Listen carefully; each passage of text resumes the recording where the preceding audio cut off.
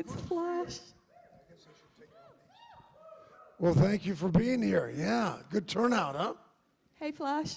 Yeah, how you doing? Do you know what? I never get starstruck, and I swear to God, I'm close to tears right now, and I was yesterday, and I don't think he realized how big a deal it was for me, because you are my childhood. Come on. You probably are a lot of people here's childhood. You're probably a lot of people here's teens, and there are probably people here who are introducing their own children to you, saving every one of us. Thank you for that. Well, you're welcome. Yeah. No, it's wonderful. It's been 41 years in the business. So as I meet you, as you come to my table, I'm getting grandfather, son, and grandson, grandmother, daughter, and granddaughter. I love it, and because I have five grandchildren myself, so I love it. It's wonderful. It's just awesome, and it's like a proper family film. I mean, when you first read, because am I reading this right, that like Arnold Schwarzenegger was one of the people that they were thinking for Flash? Yeah, I was told afterwards. I'm so glad they got yeah, you. Dino De Laurentiis in the hiring phase, the audition phase was very non-disclosure, confidentiality, all that. So, I mean, literally actors would come in one door at a designated time, and they'd leave through another door. So I never knew until years later that so-and-so was up for that part. Yeah, but they chose me. It was a good choice. Yes, it was a very good choice. Oh yeah, my first crush as well. Probably the same for a lot of women. This is quite embarrassing. I remember the scene where you were sentenced to death, and I remember thinking at a young age, oh, he's got a nice body. And now I'm sat next to him. Yeah, let me see that costume. Well, little of it, it was leather hot pants, right? That's what it was. Did you call that hot pants here? No? Yeah. Oh, you do? Yeah. So 1979, I was wearing leather hot pants. That's what it was. But your outfits were amazing.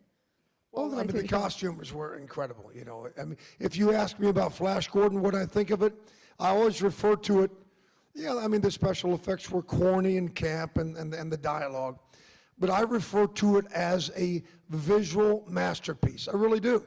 I mean, the production designer, Daniele Donati, did all the Fellini movies. You remember Fellini? I mean, all that.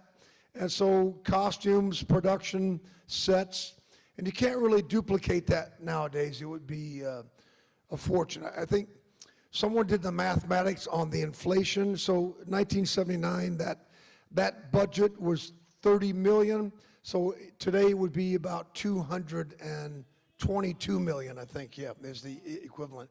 Because it was all, costumes were hand-beaded sequence. That's how you get that color, that lighting, all that stuff. So yeah, it's not very cost-effective or time conducive to do it the way they did back then. Because Dino De Laurentiis brought, we filmed it in London for 6 months, but Dino brought about 200 Italians with him to London, these seamstress and costumers, and put them in a room, and they made these costumes. It was wonderful, yeah. So what was your favorite costume? It was the hot favorite, pants, Sam, wasn't it? I mean, I guess favorite for being comfortable was the T-shirt or the tank top, to being comfortable.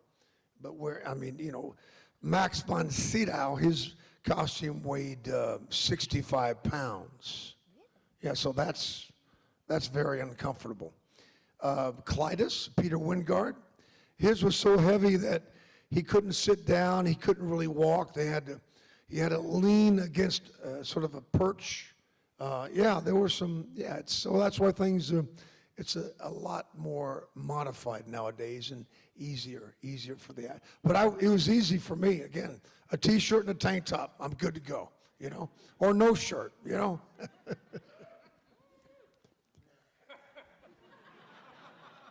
Yeah. Sometimes no answer is the best answer. Yeah. So did any of you think that, 30 odd years later, you'd I remember the 25th anniversary DVD coming out and going, I have to have that. Did you ever think that you could be still have such a following and people still introducing families to it. Well, it's wonderful. I call it a triple blessing. So our first blessing, you know, a lot of people say Hollywood is unpredictable, but I say no, that's a lie. Hollywood is predictable, that it will be inconsistent. It would be inconsistent at all times. So the first blessing is getting hired for a project. That's the first blessing. The second blessing is if your project does well in television, ratings, or box office. And the triple blessing, what we're doing right now, is longevity. That's what we're talking about. You know, I could say next year that we filmed Flash Gordon 40 years ago. So it's longevity. It's absolute blessing. I love it. You know, a lot of people say, don't you want to kind of walk away from it? I said, no, Flash Gordon to me, you know, he's your superhero without the superpowers. He's just a guy, right? He's just a guy. He also happens to be the quarterback for the New York Jets, okay? I had to get that out, all right? But he's just a guy, you know, and he has to rely on his wit, and when that's not performing the way it should, okay, he's got to rely on his athleticism. So, yeah, it's wonderful. I love it. So me, myself, Sam J. Jones, the similarities are uncanny. They really are. I really am. I really believe I'm Flash Gordon. And then when I'm Flash Gordon, I really believe I'm Sam J. Jones. So you just can't, I can't walk away from it. You know, I was a Marine before I was an actor. So I've been an actor for 41 years. I've been a Marine for 45 years. So I can't shake it. I don't want to shake it. Marine. Especially on Remembrance Sunday, everybody. You can do better than that.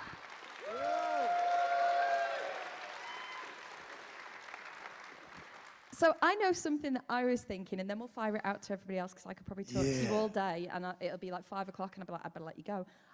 When you were approached to do TED, did you ever think that millions of people in the world, right, one sat right next to you, if they ever met you, that's exactly what they would think?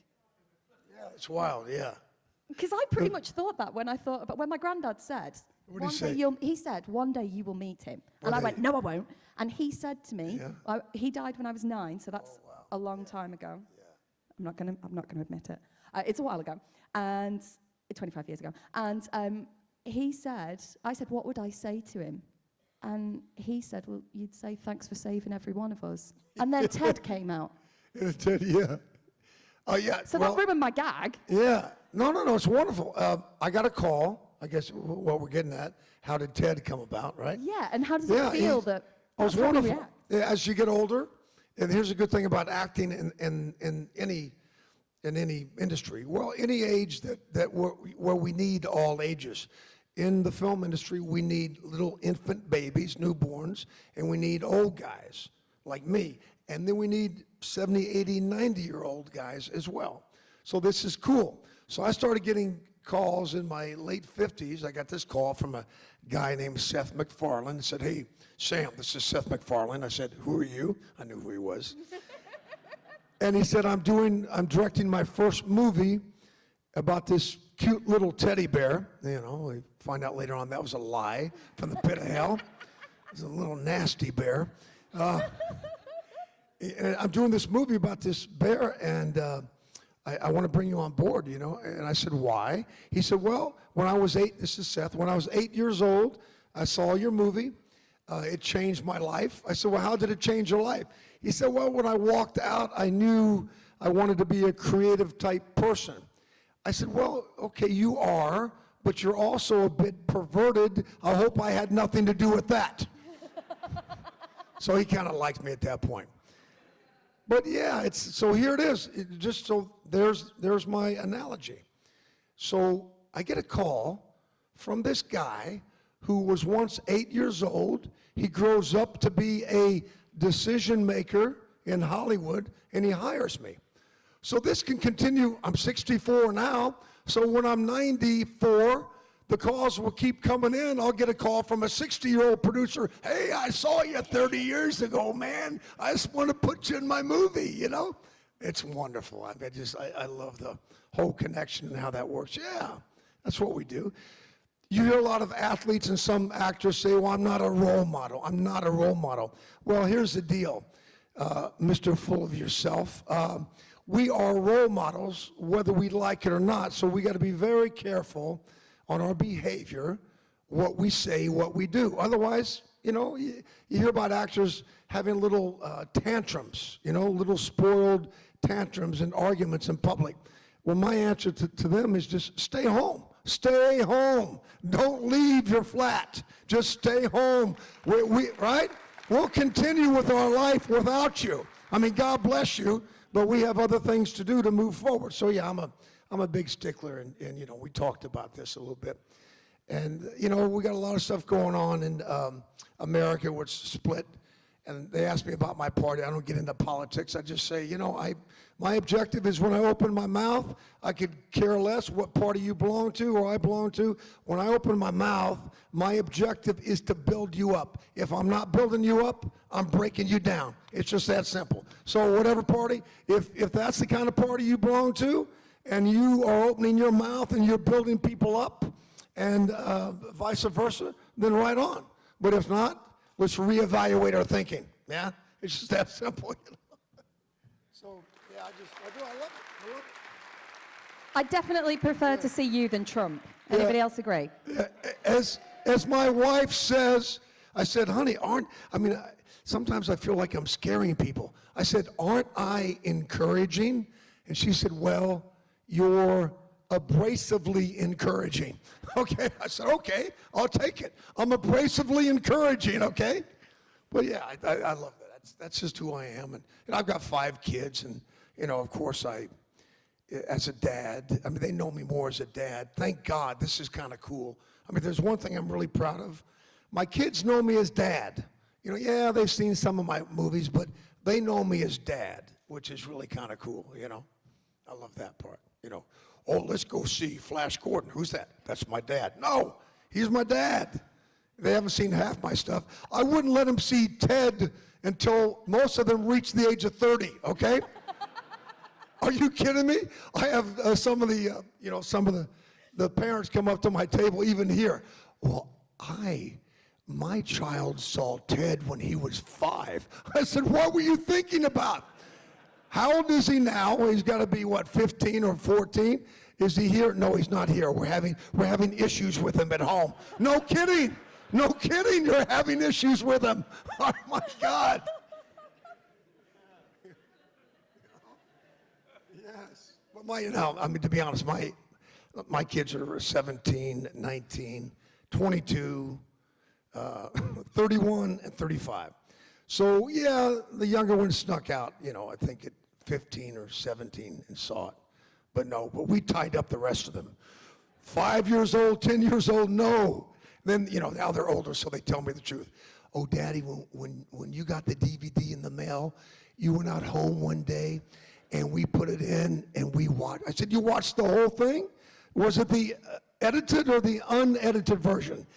Daddy, it was all versions. What are you going to do? Yeah. You got some questions? Yeah. Has anybody got any? Yeah. There must be questions. Come on. A question is, what are the best parts of playing Flash Gordon? Well, I like to look at it as challenges. My most challenging parts. How many people have seen the movie? Be honest, because otherwise oh my God, Flash Gordon, good. So the best part, you said best part? I guess the best or the challenging was, that seduction scene when Ornella was sitting on my lap? I kept telling the director, I'm not getting this. I'm not quite there. Can we have another take? After 50 takes, after 2 hours, I got it. Yeah, that was my best part and most challenging parts. She was wonderful. Isn't that great? Yeah. That's amazing so many people have seen Flash Gordon. It really is. So a lot of you are old like I am then. It's wonderful. Because, talking about different age demographics, a lot of the younger kids that have seen Ted have not seen Flash Gordon. What's really kind of cool because of the significance of Queen, the younger kids that haven't seen Flash, they'll say, you know that movie where Queen did the soundtrack to. That shows you this, not only how Queen not only complimented the movie, they brought tremendous value to Flash Gordon, so that's kind of cool. They did an amazing job. Next. There's a question just over here. Oh, Brian Blessed, yeah, who? No. You know, he's probably my favorite buddy. You know, if he was sitting here right now, well, if he was here right now, you would hear me say hi, and that's it. But you know what? I don't take offense because last time Melody Anderson, the leading lady, and myself and Brian, we did a panel, I think in London, and so we did the intros, and he took his mic, he got up, and he sat down there, and he went into a 15-minute speech, and every now and then during the 15 minutes, he'd look back at us, and he'd say, "Look at Sam, look at Melody, aren't they beautiful? Now back to me." What's so cool about that, you don't take offense because just sit back and enjoy the show, man. He does. He's brilliant. He's brilliant. And do you know a lot of people think he's crazy. I mean, really crazy. Because he'll tell you that he's climbed Mount Everest 4 times. He would tell you he's an official Russian cosmonaut, right? Listen, I'm not done here, et cetera, et cetera, et cetera. And then he told me, he said, "Sam, I want you to come to the farm and visit my farm. I got 1,500 different animals." I said, "You mean you got like 1,500 sheep?" Or, No, I've got 1,500 different species. So as I start to, Melody says he's freaking bonkers. As I start to Google him, this guy trained he's on that private list for the civilians to go up in space. He's trained 8 months with the Russians. He's an official cosmonaut. I'm not making this up. At the age of 82. I'm not making this up. He climbed Mount Everest 4 times. He didn't make it to the top because he said the first time he got a call that his mom was sick. I said, "How in the hell you get a call that your mom is sick? Unless you're on a satellite phone." And then he had a movie job. Then he got altitude sick. Anyway, but yeah, and by the way, he's got 1,500 different species of animals on his farm. So anyway, so he's telling the truth. It's mind-boggling to me. Unless he convinced Google and Wikipedia, probably did. He probably convinced them to write it. No, but evidently he is. I want to go to his farm. Yeah. Any more questions? See, here we go.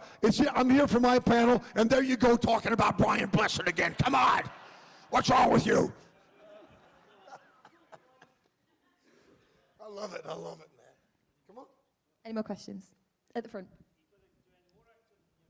Oh, yeah, am I going to do any more acting? Oh, gosh, yeah, I'm acting right now, man. You kidding me? No, I'm not. No, what's so cool about this, it's never ending.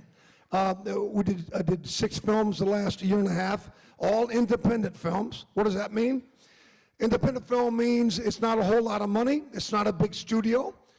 But the good side is there's a lot more freedom.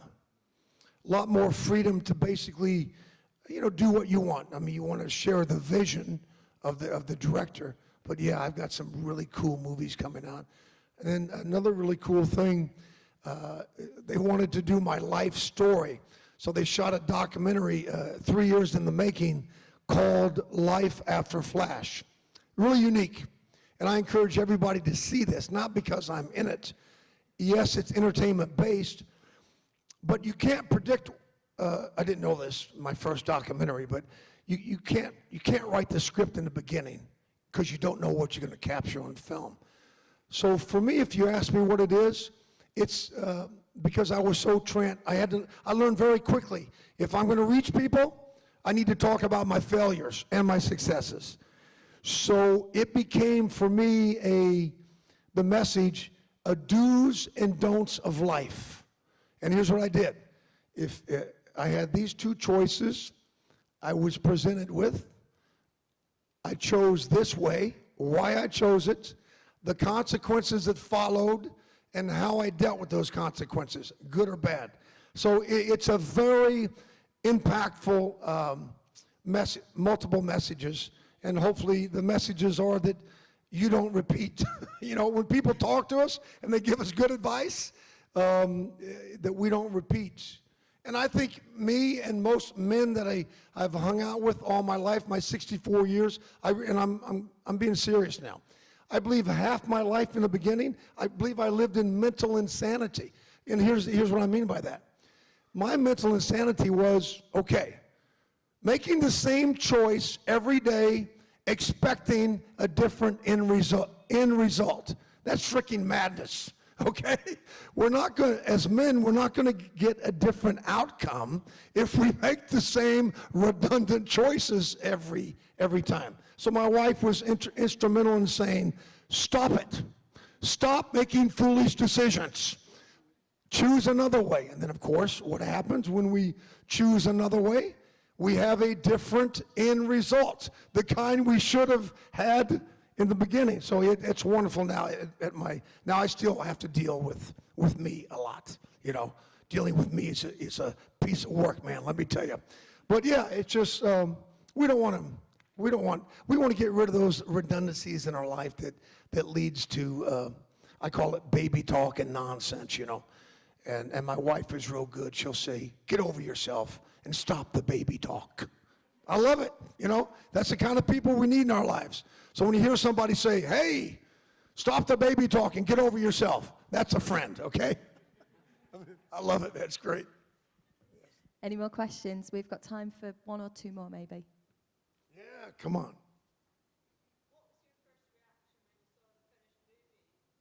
Of life after Flash? What was my first reaction? Oh, Flash Gordon, yeah. You know, I was a bit taken back, and I learned a big lesson.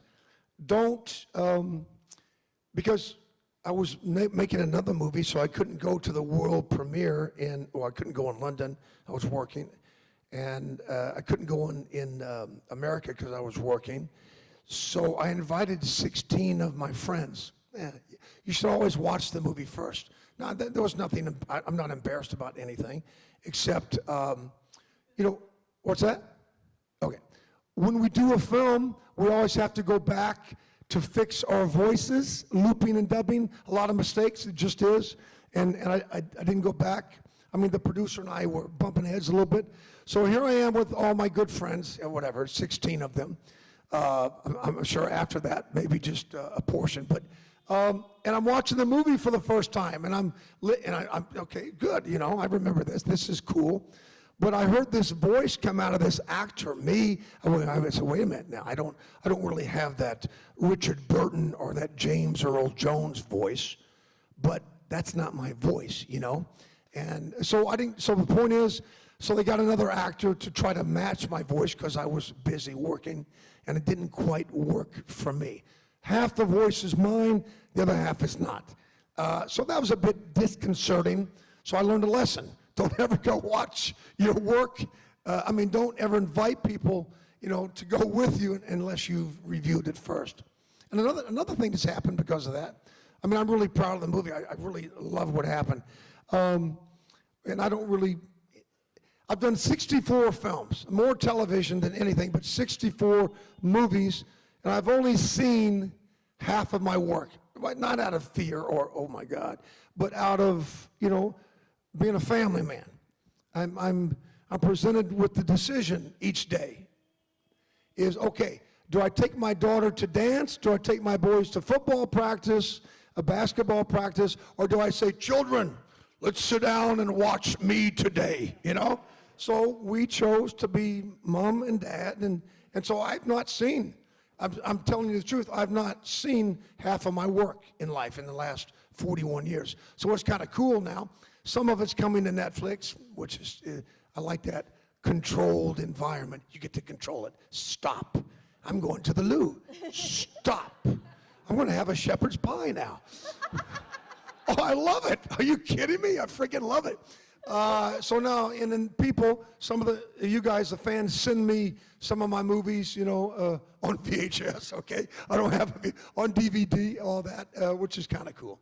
But yeah, it's one of those strange things. And also, being a Marine, a military man, I'm so hard on myself, I guess. I'm so hard that, okay, it's on film. We've made the movie. Film doesn't lie. There's nothing I can change. It is what it is. Oh, that's weird. Is. What dialect is that? It is what it is. No, it is what it is. So I don't want to punish myself, by saying, oh, God, I should have made a different choice. And maybe that's, and I'm that way on some of my work. So that's why it's good to have a good director who's directing me to say, Sam, this was good. You don't have to do another take. So go, leave now, leave, go. But yeah, it's been a wonderful career, and what's really cool about it, 41 years, I know it sounds crazy, but for me, at where I am in my life, it's getting better and better because I'm not having to deal, I'm getting me out of my way, okay?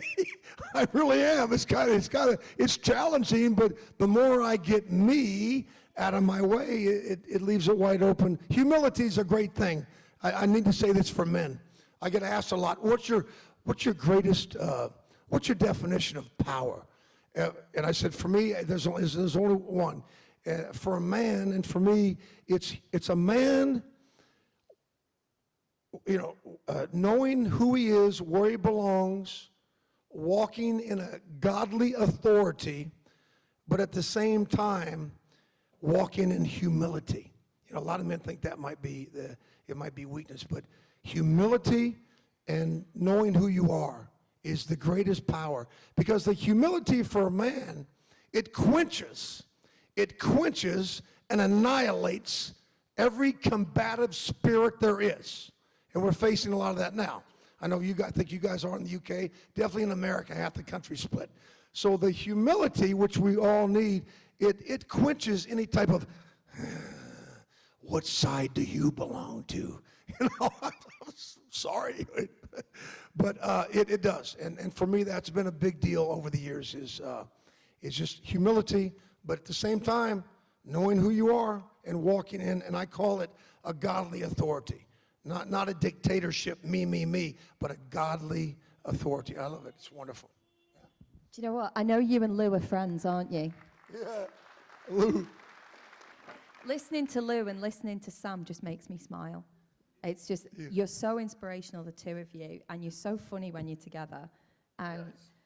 I just want to do something that's interesting. I got thinking about this, right? So who here has seen Flash Gordon? Put your hands up. I'm going to show you how much of a geek I am. Right, okay. How many people, keep it up. How many people have seen it 5 times? 10 times? 15 times?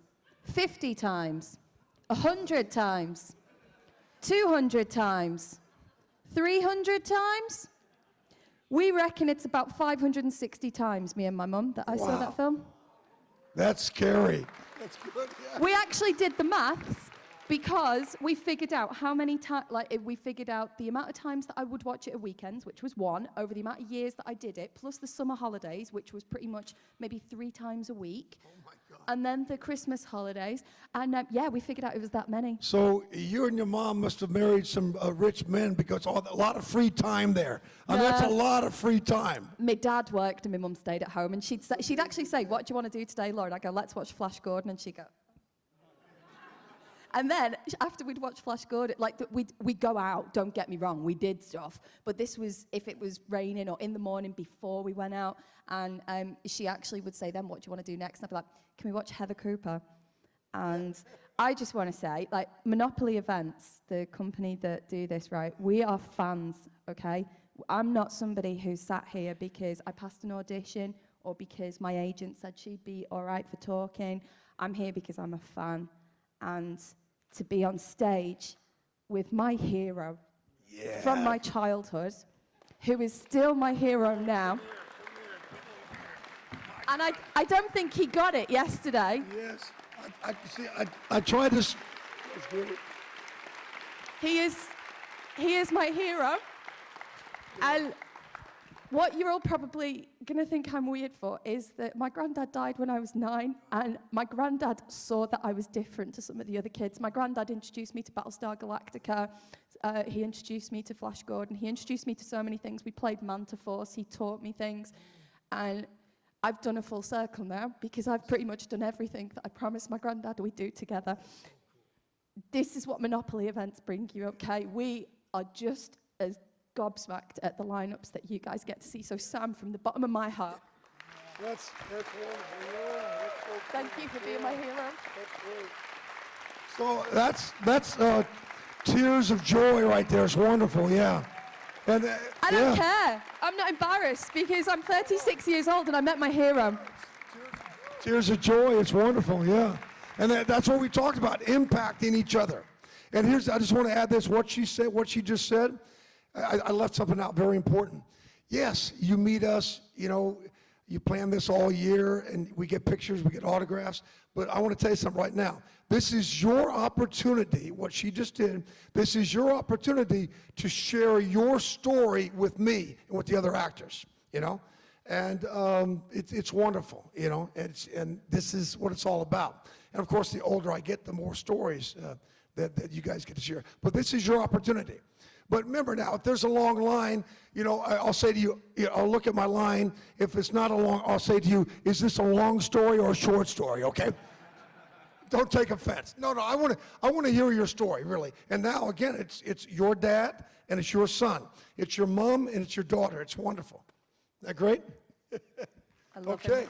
Ladies and gentlemen, give a massive cheer for everybody's favorite guy who saved us all. Yeah. Sam Jones, everyone. Thank you.